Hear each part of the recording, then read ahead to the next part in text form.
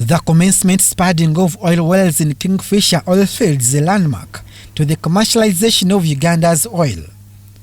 President Yoweri Kaguta Museveni has pulled the historical drilling rig for the first oil well in Kingfisher oil fields.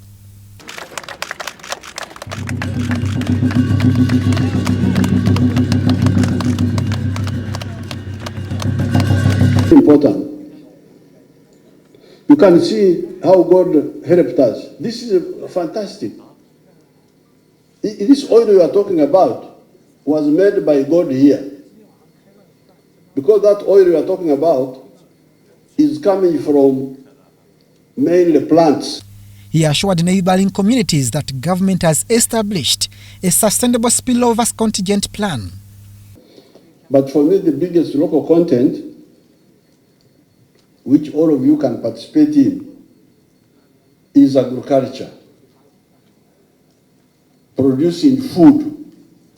Because all these people who work in the oil fields need food. Nobody has computers, one. No, araruzuru mtu nali ya computer. Nobody has. Yes. Grow food so that these people buy food from you people. Eggs, chicken, milk. Any plan or any development you do, you have to be careful about the mitigations you have should something happen. So there is the oil spill contingency plan that is in place for all these projects should that happen. The signing of the final investment decision in February last year facilitated significant processes of downstream and upstream in oil production. These, among others, include the 440 kilometers East African crude oil pipeline EACOP. Activists tried to interfere somehow, but we had a united voice and we were able to put in place all the laws that were required on good time. Works towards the development of the East African crude oil pipeline are currently ongoing, and this includes the engineering, procurement and construction, the construction of the coating plant in Tabora. Kingfisher oil fields are being operated by the China National Offshore Oil Corporation (CNOOC) upon the satisfactory of geological capacities and other safety-related requirements. We spare no effort to minimize our potential impacts and to protect the environment in our area of operation here. We shall continue to ensure efficient and effective development of the Kingfisher developed area in an environmentally friendly and sustainable manner. China has adopted a two-step strategic plan. Step one is to basically realize socialist modernization from 2020 through 2035.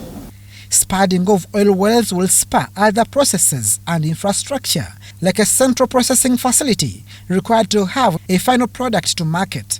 When you're ready to turn on the taps, when the CPF is ready, and when the Kabale custody transfer point is ready, and then you start evacuating that volume to market. We are clearing the ground, we are compacting it, and we are getting it ready for the facilities or that have to be constructed within the CPF facility.